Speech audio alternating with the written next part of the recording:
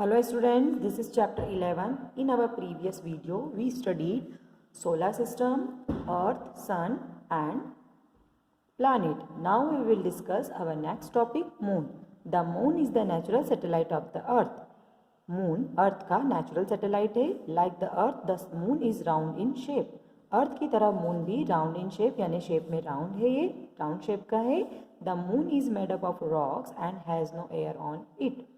Moon का जो surface है वो रॉक से बना हुआ है और यहाँ पर एयर नहीं होती है. The moon shines brightly but did you know that it does not give of its on light. Moon जो है वो ब्राइटली शाइन करता है, बट आपको क्या ये पता है कि ये जो शाइनिंग होती है वो उसका खुद का नहीं होता है, वो सन का जो लाइट उस पर पड़ता है उसका वो रिफ्लेक्शन होता है. Then surface of the moon. The surface of the moon is covered with crater, mountain and valleys. जो सरफेस है मून का वो क्रेचर, माउंटेन एंड वैलीज से कवर्ड है. And student, the crater word meaning is large hole which were form when object from outer surface crash into the moon. जो crater होते हैं वो लार्ज होल्स होते हैं. होल्स मीन्स जो छेद आपको यहाँ पर दिख रहे हैं, this is surface of the moon.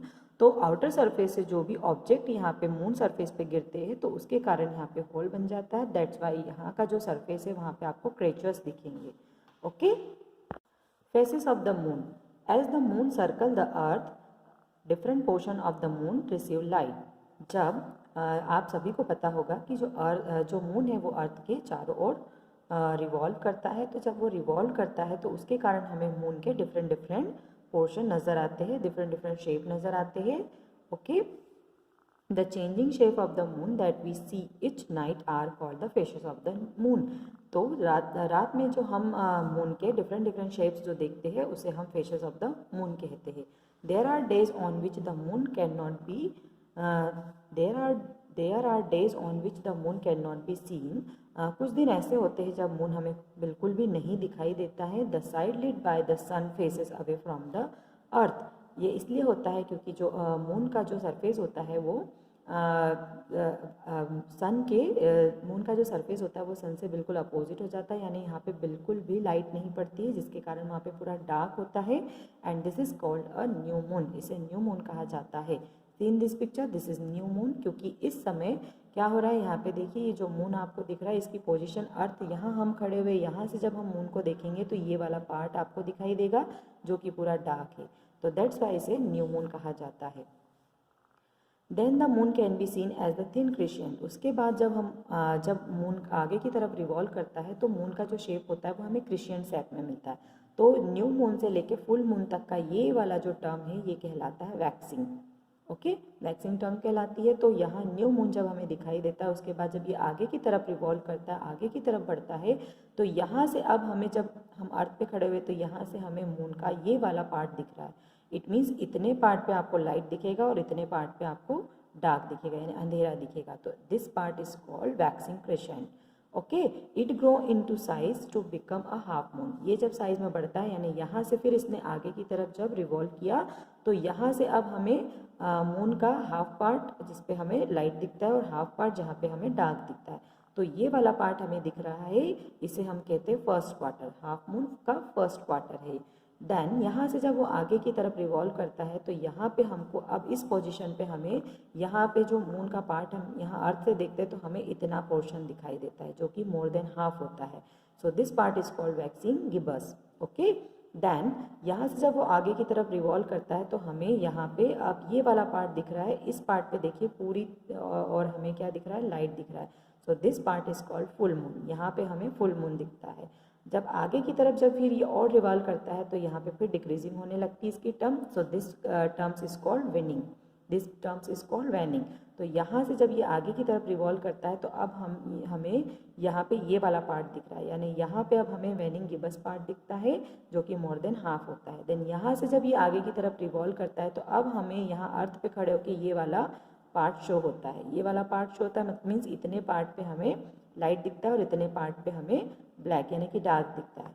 So this part is called quarter, जिसे लास्ट क्वार्टर भी कहा जाता है. Okay.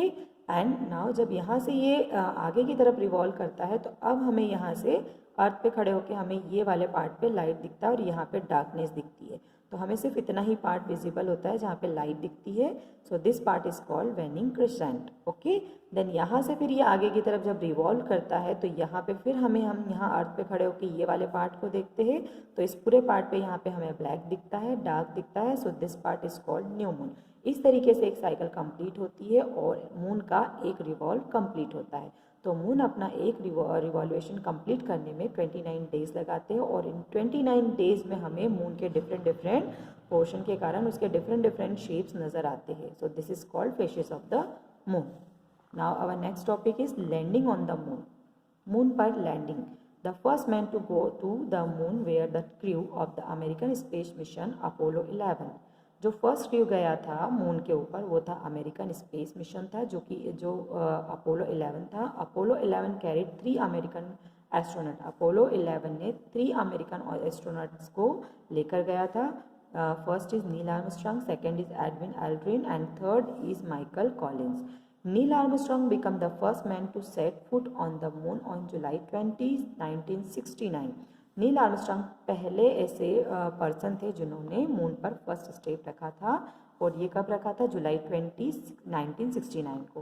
He and Aldrin took photograph and collected rock samples to bring back to the earth. Aldrin ने and Neil Armstrong ने इन्होंने कुछ photographs collect किए थे और कुछ रॉक के सैंपल वापस अर्थ पर लेके आए थे. Scientist have conducted many experiment on this rock to know more about the moon. Scientist ने इस रॉक के ऊपर कई सारे एक्सपेरिमेंट किए थे ताकि वो वहाँ के बारे में और कुछ ज़्यादा जानकारी ले पाए. ठीक है.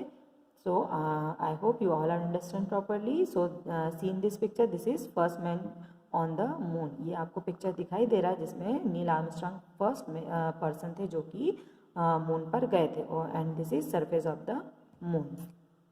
Okay students, now our next topic is eclipse.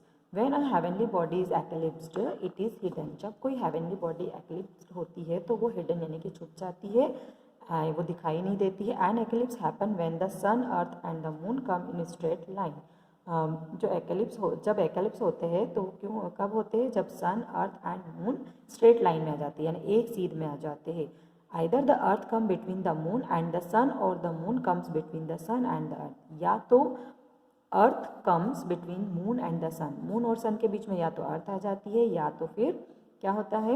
Moon comes between the sun and the earth, या तो मून सन एंड अर्थ के बीच में आ जाती है. तब ऐसी कंडीशन में एक्लिप्स होते हैं. The body in the middle prevent light from reaching the other body. बीच में जो बॉडी होती है, लाइक अर्थ अभी आपको यहाँ इस डायग्राम में बीच में दिख रही है, तो सन का जो लाइट था वो अर्थ ने क्या कर दिया? ब्लॉक कर दिया. तो यहाँ मून तक के उसका लाइट नहीं पहुँच पा रहा. So this is called an eclipse. इसे एक्लिप्स कहा जाता है. So first we will discuss about lunar eclipse. Lunar eclipse को चंद्र ग्रहण भी कहा जाता है. When the earth come between the sun and the moon it blocks sunlight from reaching the moon and cast a shadow on the moon. जब earth, sun and moon के बीच में आ जाती है, ये तीनों स्ट्रेट लाइन में आ जाते हैं, तो अर्थ क्या करती है? सन के पाथ को ब्लॉक कर देती है जिसके कारण मून तक के लाइट नहीं पहुंच पाता है और इसके ऊपर क्या बन जाते हैं? डार्क पैचेस बन जाते हैं, अंधेरा छा जाता है. The moon can no longer be seen, जिसके कारण हम मून को लंबे समय तक नहीं देख पाते हैं. This is called an eclipse of the moon और लूनर एक्लिप्स. इस तरीके के एक्लिप्स को मून एक्लिप्स कहा जाता है या फिर हम इसे लूनर एक्लिप्स के नाम से भी जानते हैं. The earth shadow has 2 parts. Earth की जो शेडो पड़ती है मून पे वो 2 टाइप की होती है. उसके 2 पार्ट्स होते हैं. One where sunlight is completely block. एक पार्ट वो जहाँ पे सनलाइट पूरी तरह से ब्लॉक हो जाता है जिसे हम अम्ब्रा भी कहते हैं. And the other where sunlight is partially blocked. और एक दूसरा पार्ट वो होता है जहाँ पे पार्शली यानी कि थोड़ा सा पार्ट कवर होता है जिसे हम कहते हैं पेनुम्ब्रा. ओके, पार्शली शेडेड जहाँ पे होता है उसे पेनुम्ब्रा कहते हैं और जहाँ पे पूरी तरीके से हो जाता है उसे हम अम्ब्रा कहते हैं. ठीक है. इन this picture this part is penumbra. यहाँ पे आंशिक यानी कि पार्शली कवर शेडो है और यहाँ पे पूरी तरीके से इसने इसको कवर कर लिया शेडो ने. So that this part is called umbra. Okay student, now we will discuss about solar eclipse. Solar eclipse को सूर्य ग्रहण भी कहा जाता है. When the moon comes between the earth and the sun it blocks the sunlight from reaching the earth. जो solar eclipse होता है उसमें मून सन एंड अर्थ के बीच में आ जाता है जिसके कारण क्या करता है मून सन की जो लाइट है वो अर्थ पे पहुंचने से रोकता है। And this is a solar eclipse, जिसके कारण हमें सन बिल्कुल भी नहीं दिखता है। This is called solar eclipse, इसे सोलर एक्लिप्स कहा जाता है। The shadow that the moon cast on the earth also has an umbra and a penumbra. इसके कारण भी जो शेडो बनती है वो टू टाइप की होती है, एक तो umbra and second is penumbra. Penumbra में पार्शली शेडो होती है और अम्ब्रा में पूरी तरीके से ये इसको कवर कर लेता है, डार्क शेडो होती है। People living in umbra region, people living in umbral region have a total solar eclipse. जो लोग अम्ब्रल रीजन में रहते हैं वहाँ पर टोटल सोलर एक्लिप्स यानी पूर्ण सूर्य ग्रहण दिखता है। No part of the sun can be seen, और ऐसी जगह पर रहने वालों को सन का कुछ भी पार्ट नहीं दिखाई देता है, क्योंकि यहाँ पे क्या कर रहा है मून जो कि बीच में है, मून ने क्या किया है सनलाइट को पूरी तरह से ब्लॉक कर दिया है, जिसके कारण अर्थ में जो लोग अम्ब्रा रीजन में रहते हैं उन्हें बिल्कुल भी सन नहीं दिखाई देता है, लेकिन जो लोग पेनुम्ब्रा रीजन में रहते हैं वहाँ पे हल्का सा उन्हें सूर्य दिखाई देता है। Okay, never look at the sun during a solar eclipse, it can damage your eyes. Solar eclipse के समय हमें सन को बिल्कुल नहीं देखना चाहिए, क्योंकि यह क्या करता है हमारी आइज को डैमेज कर सकता है। So I hope you all are understand properly what is solar eclipse, what is lunar eclipse and what is phases of the moon.